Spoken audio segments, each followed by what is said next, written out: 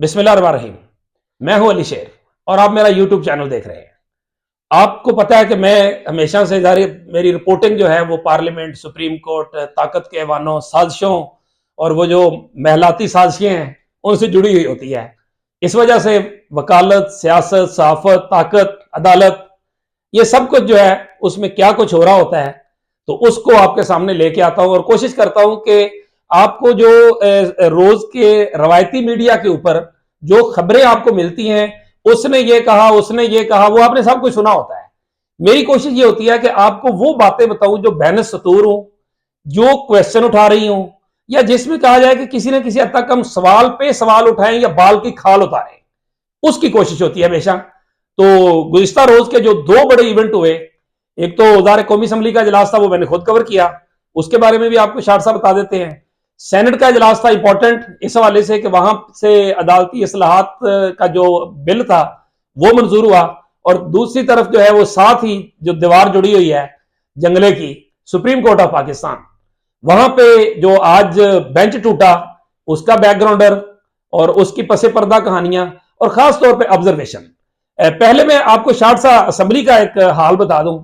एक तो जो बुनियादी बात वहां आज असेंबली में हुई वो बड़ी जो मुझे लगी, जिसमें मुझे वो खबरियत भी लगी, वो थी, अगरचे वो कहते हैं ना उसी तनख्वाह पे गुजारा करना, लेकिन फिर भी एमक्यूएम ने कहा कि क्या वजीर आजम शहबाज शरीफ जो है वो सिर्फ पंजाब के वजीर आजम है, वो आटा वहां तकसीम करने जाते हैं, बाकी चीजें वहां करते हैं, वो कराची क्यों नहीं आते? ये एमक्यूएम के सलाहुद्दीन ने सवाल उठाया। सायरा बानो जो है उन्होंने जो बात की वो भी बड़ी बारीक बात थी और वो खतरे की घंटी बजा रही थी, और उन्होंने कहा कि आने वाला जो हज है वो डिस्टर्ब हो सकता है क्योंकि पायलट्स जो है उनकी तनख्वाहों में 35 से 40% कट लगा दिया गया है। 20 पायलट जो है वो छुट्टी पे चले गए, बाकियों को जबरदस्ती रोक रखा है, उनसे ज्यादा औकात का टाइम जो है उनसे ड्यूटी ली जा रही है जबरदस्ती। और फिर उन्होंने खास जो खतरे की बात है वो ये की कि पायलट को अगर आप जहनी सुकून नहीं देंगे, उसे पूरा रेस्ट नहीं मिलेगा, तो अल्लाह ना करे वो किसी वक्त जहाज और वो सारे उसके मुसाफिर रिस्क में जा सकते हैं। तो ये सारी चीजें जो है वो आज के उस लिहाज से हुई। अभी हम सेनेट पे पहले बात कर लेते हैं। मलिक साहब, आज सेनेट आपने कवर किया, ये बताएं कि आज आपकी ऑब्जर्वेशन क्या थी, बयानबाजी नहीं। पहले तो ये बताएं कि बैरिस्टर अली जफर ने दो नुकात उठाए। एक ये उठाया कि सुप्रीम कोर्ट ऑफ पाकिस्तान के हवाले से आप कानून साजी कर ही नहीं सकते। दूसरा उन्होंने उठाया कि 184(3) जो है वो 2/3 के अलावा उसके हवाले से कोई तरमीम नहीं हो सकती। ये आपने गलत किया है।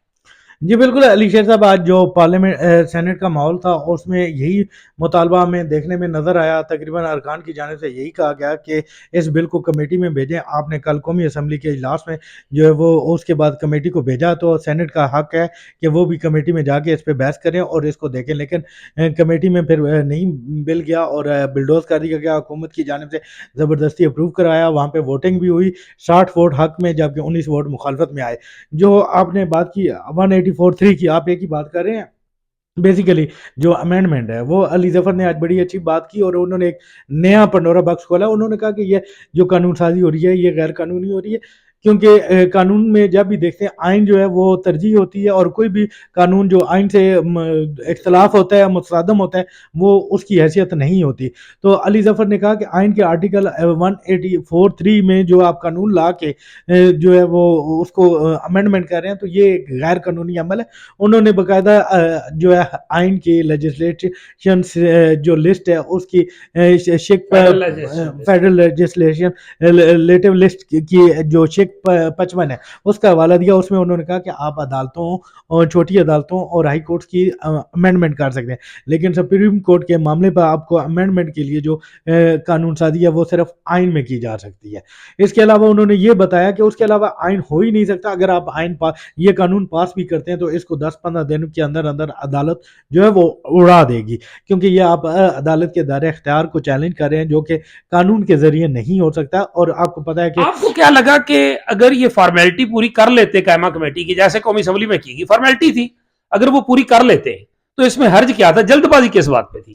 जी बिल्कुल, असल में बात यही है, जो मेरी ऑब्जर्वेशन है, ये जो आज सामने मुझे तकरीर में चीज़ें सामने नज़र आई हैं, वो यही है कि बेसिकली हुकूमत के पास जो है वो अभी जो केस चल रहा है पंजाब और खैबर पख्तूनख्वा के इलेक्शन के हवाले से 100 मोटो पे केस चल रहा है।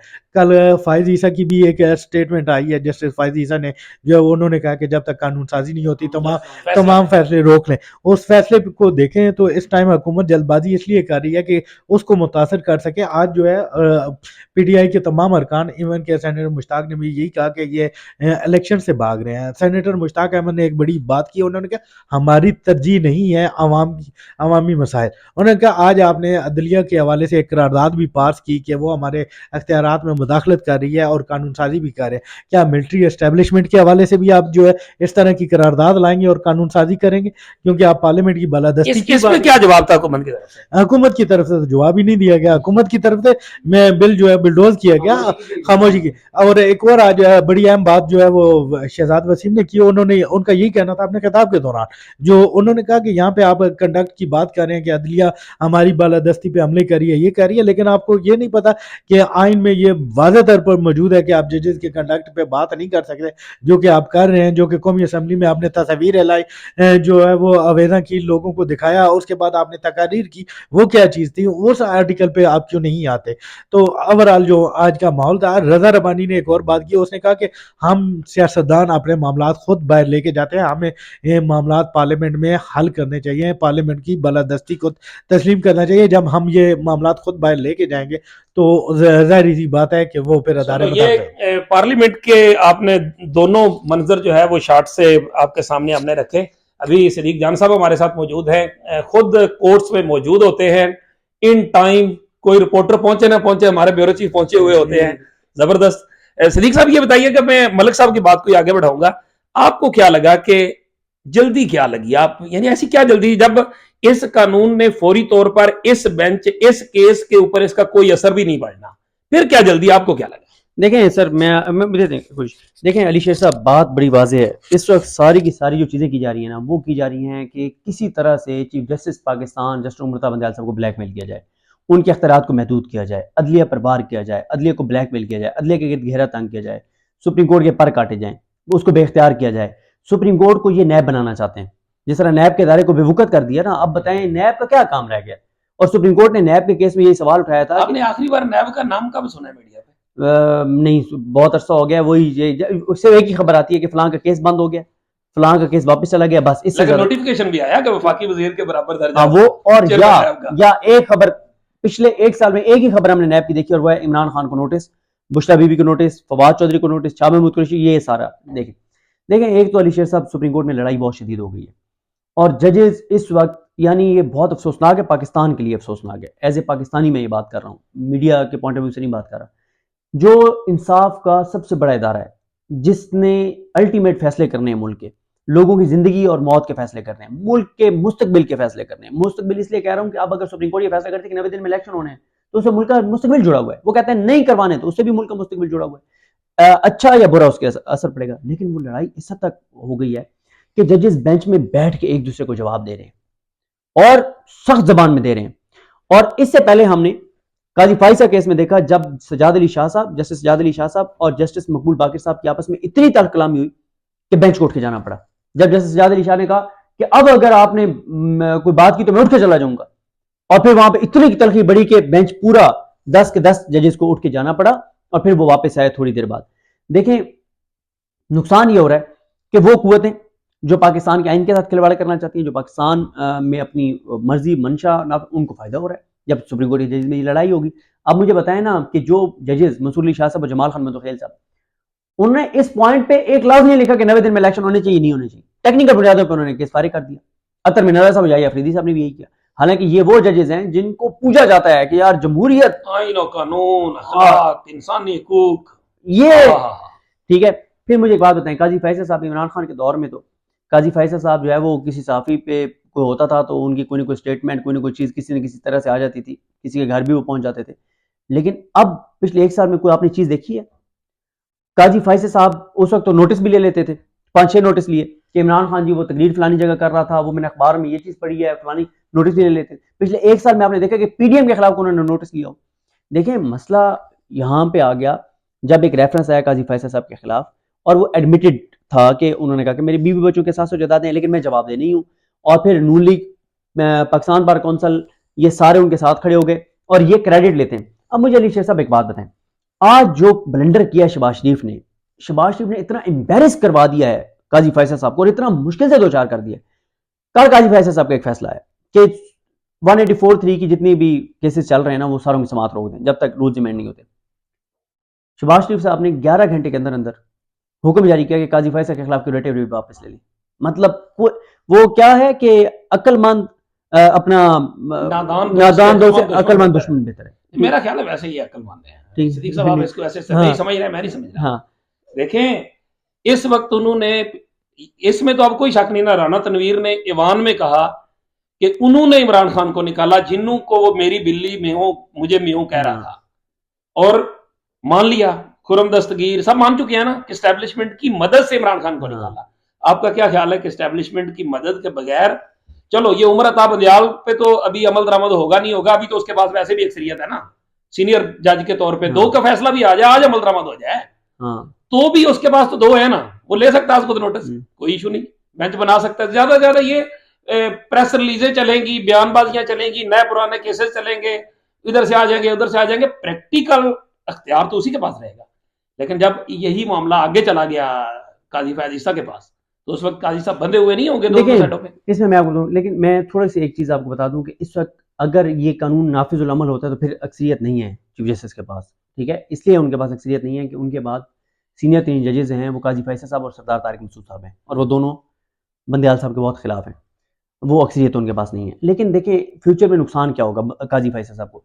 आज अगर बंदियाल साहब के साथ काजी फैसल साहब वगैरह ये कर रहे हैं तो कल को जो बंदियाल साहब के साथी हैं वो काजी फैसल के साथ ये नहीं करेंगे, नंबर 1।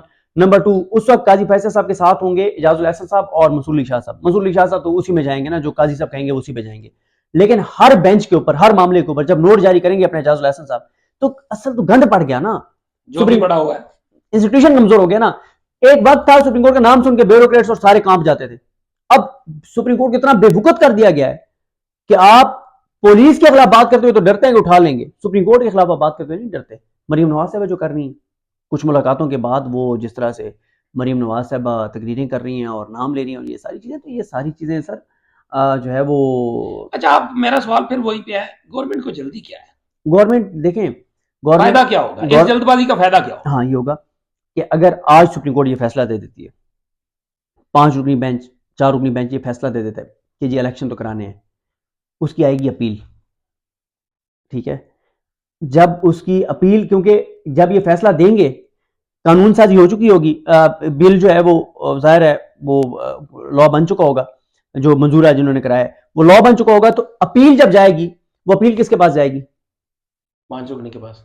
इनके पास नहीं जाएगी ना, नए 5 रुकनी के पास नहीं, जाएगी। लॉ में ये मौजूद है, लॉ में ये मौजूद है कि जिस कमेटी ने ये बनाया होगा वो भी उसमें शामिल हो सकते हैं। नहीं, कमेटी तो, लेकिन वो कमेटी वाले भी शामिल हो सकते हैं, कमेटी वाले तो शामिल हो सकते हैं, हाँ। लेकिन ये 5 जज अपील मुख्तलिफ जजेस के पास जाएगी ना, इनके पास तो नहीं जाएगी जिन्होंने सुना है, अपील मुख्तलिफ के पास जाएगी, ठीक है, मुख्तलिफ जजेस के पास जाएगी। कमेटी वाले तो बैठ सकते हैं ना, यानी तारिक मसूद साहब और काजी फैसल साहब तो बैठ सकते हैं, लेकिन चीफ साहब भी बैठ सकते हैं, ठीक है, लेकिन देखिए ना वो वही बात है ना, अब वो 2 कहते हैं कि नहीं आप नहीं बैठ सकते, आप तो नहीं बैठ सकते, आपने तो अपना ये दे दी, आपके फैसले पे अपील हो रही है ना।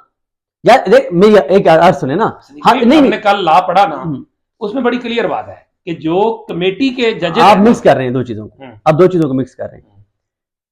बंदियाल साहब, इजाजुल एहसन साहब, मुनीब अख्तर साहब, मंदुखील साहब, ये बेंच 4 रुकनी अगर फैसला दे देता है 3-1 से कि जी इलेक्शन कराने हैं, इस 4 रुकनी के ऊपर एक अपील आ जाती है, वो अपील में ये 4 नहीं होंगे, ये 4 नहीं होंगे, ठीक है, वो नए होंगे, और वो कौन होंगे?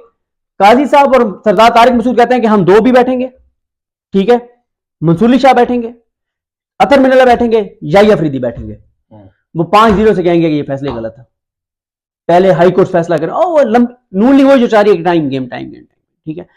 तो इनको फायदा ये होगा कि अपील आ सकेगी, अभी अपील का हक नहीं है ना, अभी तो यह है कि ये 4 रुकनी बेंच फैसला करता है, अगर 4 रुकनी है तो ये तो सुबह पता चलेगा ना कि 4 बैठते हैं, 5 बैठते हैं, 13 बैठते हैं, 12 बैठते हैं, जो भी बैठते हैं, 15 बैठते हैं, जो भी है। अभी तो यह है कि रिव्यू उन्हीं के पास और जाना है। अगर 15 बैठते हैं तो फिर क्या नजर आता है? सर मेरी तो राय है कि 15 को बिठा देना चाहिए, एक बार एक्सपोज होने दें सारों को। खान ने भी यही कहा है। हाँ बिल्कुल, खान का ट्वीट था, उसने कहा हमें कोई फर्क नहीं पड़ता 5 बैठे 15 बैठे। उन्होंने बल्कि बात ही क्लियर की कि ये बैठ के एक मरतबा बताएं तो सही ना कि 90 रोज में इलेक्शन हो सकता है या नहीं हो सकता, ये तो क्लियर करें ना। और मैं आपको बताऊं, खान साहब को पता है कि उनके लिए विन विन सिचुएशन होगी। कैसे? 15 रुकनी बेंच बैठता है, और आपको पता है जो जो आपके दोस्त एक्टिव हैं कि मुख्तलिफ जगहों पे बैठे हुए कि इलेक्शन नहीं होना, तो ये भी तो नहीं, ये 15 रुकनी बेंच अगर काजी फैसल वगैरह को अक्सरियत भी मिल जाती है, वो ये तो नहीं कहेंगे ना कि लामहदूद, मतलब ये निगरान सेटअप चलता रहे। वो फिर शायद अक्सरियत चली जाए उस मामले पे जो अतर मिल्ला साहब ने कहा था कि असम्बली तहलील ही नहीं हो सकती थी। अगर वो इस नतीजे पर तो 2 असम्बली खान की बहाल हो जाएंगी। दो ही फैसले हैं ना, वो चाह रहे हैं इस वक्त वो ये चाह रहे हैं, या असम्बलियां बहाल हो जाएंगी या इलेक्शन की तारीख आ जाएगी, और फिर तो वो फुल कोर्ट की तरफ से होगी। दोनों तरफ से ही वो खान को फायदा है। दोनों तरफ से फायदा है। और अगर बंदयाल साहब के साथ आइन और कानून के ऊपर ज्यादा जजेस होंगे तो फिर भी इलेक्शन होना है, फिर फुल कोर्ट का होगा। सदीक साहब, हमने तो कई सालों से एक बात सुनी थी और वो फिर हम एज जर्नलिस्ट चेक भी करते रहे कि अब हम जो कुछ करेंगे वो सब कुछ अदालतों के जरिए करेंगे। तो अब ये अदालतों के जरिए हो रहा है आपके ख्याल में? देखें अदालत, या वो पेज फट देखें गया? मैं आपको बताऊं, मैं यही कहूंगा कि चीफ साहब को बना देना चाहिए फुल कोर्ट, ठीक है, क्योंकि अदालत के जरिए तो बहुत सी चीजें हो रही है ना, अब अदालत के अंदर से फैसले आ रहे हैं ना। वही सजाद अली शाह वाला तरीका, एक और बेंच बिठा के और उसको काम से रोक रहा है। नहीं, मेरा सवाल यह है कि यानी जो कहा जाता है हाँ, हो रहे हैं, अब फैसले जो है वो हम खुद नहीं, अदालतें फैसले करेंगी। आप समझते हैं कि इस वक्त वो खुद नहीं अदालतों से फैसले करा रहे हैं? ये पिछले 4-5 दिन में अब डॉट्स तो फिर इसका मतलब ये हुआ कि ये जो एंटी स्टैब्लिशमेंट तासर वाले जजेस थे, तो ये फिर गवर्नमेंट और जो फैसले करवाने वाले हैं ये उनके साथ फिर एक पेज पे आ गए। देखें, इसलिए मैं कहता हूं कि उनको एक्सपोज होना जरूरी है। इस वक्त वो टेक्निकल खेल रहे हैं, वो टेक्निकल खेल रहे हैं ना, वो उस पर जा ही नहीं रहे कि 90 दिन में इलेक्शन होना या नहीं होना, वो टेक्निकल खेल रहे हैं। ये तो काबिल समात नहीं है अभी, तो बना दें आप फुल कोर्ट, सारे एक्सपोज हो जाएंगे। ये 4 और 5 का जो यानी अगर फर्ज कर लेते हैं कि 4 का बेंच बन जाता है और 2-2 हो जाते हैं, फिर तो 2-2 हो जाते हैं, तो क्योंकि वो ये कहते हैं कि 3-2 की मेजोरिटी से हमने दिया था, तो फिर वो प्रीवेल, वो फैसला वही होगा जो पीछे एक्सलियर का था, 4-3 वाला। 4 ना अच्छा, ये जो है ना, ये इसके लिए तो इनको वाज़ेह तौर पे एक्सलियर चाहिए ना, ये 4-3 वाला जो मामला है ना, क्योंकि वो 5 रुकनी बेंच है और 5 रुकनी है, तो उसमें या तो आप 7 बिठाएंगे, और अगर वो 7 को, क्योंकि वो कह रहे हैं कि हम 7 थे, हम 5 नहीं थे, तो फिर आपको 9 रुकनी बेंच बनाना पड़ेगा, उसमें फैसला। लेकिन असल बात यह है कि गंद पड़ गया भाईजान। अगर कल के यानी ये जो आज जो बेंच समाप्त करेगा उसमें अगर एक बंदा जो है वो ऐड किया जाता है जो कि जीरो से ताक में होगा ना, हाँ, फिर 0 से समात होगी, तो वो समात होगी। और उस सूरत में अगर ये बेंच जो है ये इलेक्शन का हुक्म देता है दोबारा, उस लिहाज से बेशक उसमें मंदोखेल साहब मौजूद होंगे, अमीन नहीं होंगे, तो उस लिहाज से तो फिर दोबारा इनके गले में फंदा पड़ जाएगा। सर ये मामला बहुत, लड़ाई बहुत संगीन हो गई है, और कुछ भी अभी कहा नहीं जा सकता कि क्या होगा। बहुत शुक्रिया। इसमें एक और बात ऐड करता हूं मैं, वीडियो की ड्यूरेशन बहुत लंबा है। आज वसीम शहजाद वसीम ने यह भी कहा कि मुस्लिम लीग नून के साबका दौर में भी सुप्रीम कोर्ट को तकसीम किया गया था, आज भी इनकी यही कोशिश हो रही है और आपको सुप्रीम कोर्ट जो है वो तकसीम होती नजर आ रही है। शहजाद वसीम साहब ने मेरे ख्याल आधी बात की थी मुस्लिम लीग नून के माजी के दौर में इस सुप्रीम कोर्ट ऑफ पाकिस्तान पे हमला किया गया था, तकसीम ही नहीं हमला किया गया था। तकसीम तो चलो रफीक तारड़ साहब कोयटा गए थे, वापस आए थे, सारा कुछ हुआ था, बाकायदा हमला किया था, जज बेंच छोड़ के भाग गए थे। और हमारे दोस्त फखरुर रहमान साहब जो थे वो उस वक्त कोर्ट 1 में मौजूद थे और उन्होंने आके कोर्ट को बताया था कि जी अटैक हो गया है, तो वो जजेस भी इधर उधर देखने लग पड़े थे और उसके बाद वो भागे थे। अभी देखते हैं कि ये फैसला क्या आता है और फिर मैदान में कौन खड़ा होता है और कौन भागता है। इसी के साथ मुझे दीजिए इजाजत, अल्लाह हाफिज।